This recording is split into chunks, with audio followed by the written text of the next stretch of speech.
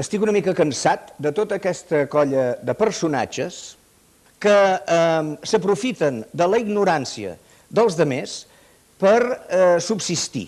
M'entén? Tota aquesta caterva de curanderos, bruixes, vidents, collonades amb vinagre i altres coses no fan res més que fomentar la ignorància, l'oscurantisme, i em sembla doncs, que a aquestes alçades del segle això s'hauria d'erradicar.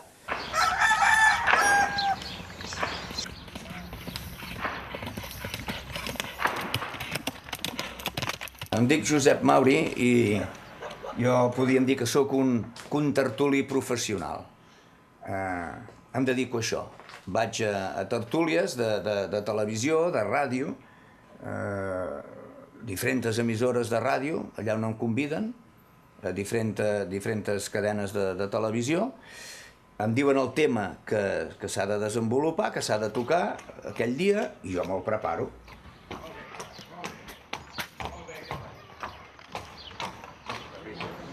Sí. Sí, hola, què tal? Digues, digues. El divendres. En principi bé, en principi bé. El tema, quin tema serà? Les declaracions del Maragall, sí. D'acord. Sent soroll de cavalls, és que estic a una hípica. Ja saps que jo monto a cavall sempre que puc. Bueno, vivim, fem el que podem, tu, escolta. Un s'ha d'espavilar, no?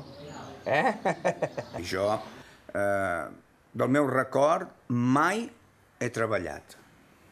Mai he tingut un contracte laboral, mai m'he hagut d'aixecar una hora determinada per anar a fitxar, vull dir, no, senzillament. Jo he sigut capaç de generar diners necessaris per subsistir còmodament, sense suar mai una camisa. Se sent tan imbècil la persona estafada que té vergonya de denunciar el fet. No, perdón, vergüenza no, tiene miedo. Tiene miedo. ¿Miedo de qué? Estoy con usted, tiene miedo. ¿Miedo de qué? Porque ha venido gente a mi ¿Del mal de despacho. ojo que me puedes echar? Échame un mal de ojo a mi, hombre. Escúcheme, por favor. Escúcheme, hay gente que han venido... Des del primer moment, jo m'haig d'imposar físicament als altres contertulis, de tal manera que si jo dic alguna cosa que ells no estan d'acord, no s'atreveixin a replicar-me.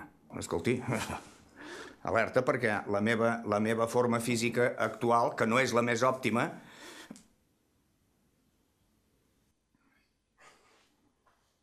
jo entro en un plató, senyors, senzillament, no parlo per parlar. Bé, aleshores, evidentment, clar, això imposa, que això és una imatge que imposa. 525 vegades, les que vulguin. Un dineral y yo he dicho, yo voy contigo para que esta gente te devuelva el dinero porque no te han hecho nada. Bueno, momento. Espíritu del mal. Ara ens fot... Oh, per Dios, Benito. Escolta una cosa, senyora bruixa. Ara tornaré a aparèixer, ja ho veurà. Goita, machicabula. Escolta, jo tinc una imatge per cada cadena de televisió on vaig a treballar. Per exemple, el lloc on aniré d'aquí un parell de dies, la imatge en què jo he volgut que els espectadors em coneguin és exactament aquesta. Ara, si vostè em pregunta com va vostè a Euskal Telebista, senzillament, vull dir, jo només haig de fer que anar a buscar un altre element que em permet aquesta transformació. Aquesta és la imatge que jo dono pels tertulians d'Euskal Telebista. Això és una de les coses que costa molt d'entendre, però això, esclar, això només és a còpia de tants anys i de la professionalitat. Quan jo me'n vaig al Canal Sud, entonces yo me pongo así, me pongo en la imagen esta y me sale pues la vena más andaluza, me sale. Me no falta la mi madre, todito te lo consiento serrana. A veure, senyor moderador, si això s'ha de convertir en una tertúlia de acoso i de ribo. Què passa? Amb aquesta pinta de Coto Matamoros que t'han presentat avui, és normal que estiguin tots contra teu, eh? Home, jo sempre m'hi presento, és la meva pinta. Espereu un moment, perquè sempre que vaig a gravar un programa em venen ganes de fer un pipí.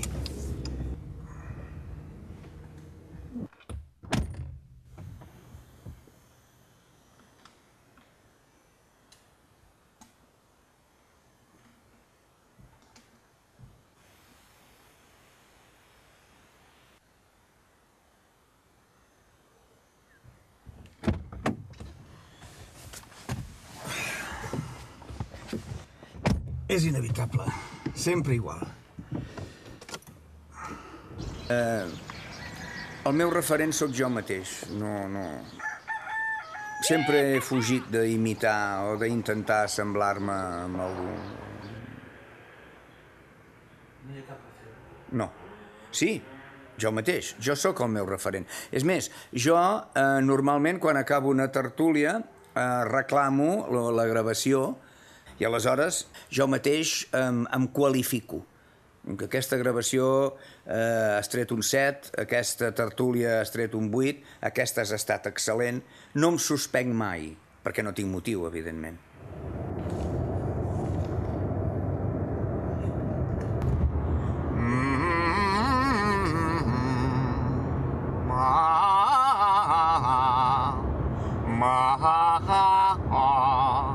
És vital escalfar la veu abans d'una tertúlia. Jo ho faig sempre. Pa-ta-ta, pa-ta-ta, pa-ta-ta, patata, potato, potato. Una cosa que és força inspiradora és la paret de totxos que tinc al davant. Aquesta paret de totxos, contràriament al que pugui semblar, aparentment, per mi és una font d'inspiració. Vull dir, estic com si estigués empresonat aquí. El fet de sentir-me tancat, el que em produeix és aquesta espècie d'eufòria creativa. I a partir d'aquí doncs vaig confeccionant el que serà el debat en qüestió. És més, jo he fet una tertúlia radiofònica des del cotxe, a través del mòbil, amb un viatge que vaig fer al Marroc, i vaig fer la tertúlia perfectament. Amb el que vaig cobrar d'aquella tertúlia em vaig pagar les despeses del viatge. Per mi és més important el llenguatge del gest que la paraula en si. I malgrat que molts contertulis ja tenim aquest do, és necessari practicar-lo i millorar-lo per no perdre. Per exemple, fixeu-vos en la manera aparentment espontània en què jo col·loco una cama sobre l'altra. A l'hora de fer una breu anotació al meu quadern de notes, fixeu-vos bé l'angle que pren la vista, el bolígraf i el quadern en qüestió. A l'hora d'expressar avorriment o tedi o un desinterès total pel que està dient el contertuli. Crec que la imatge del tertulià és vital, és primordial, és capital. Vaig veure de seguida que no importava el que diessis, el que era important aconseguir era captar l'atenció, tant dels espectadors com dels mateixos contertulis. I un cop això ho tens clar, és relativament fàcil. No importa el que diguis, Però aquesta no. Si és, no és. És bé, tio.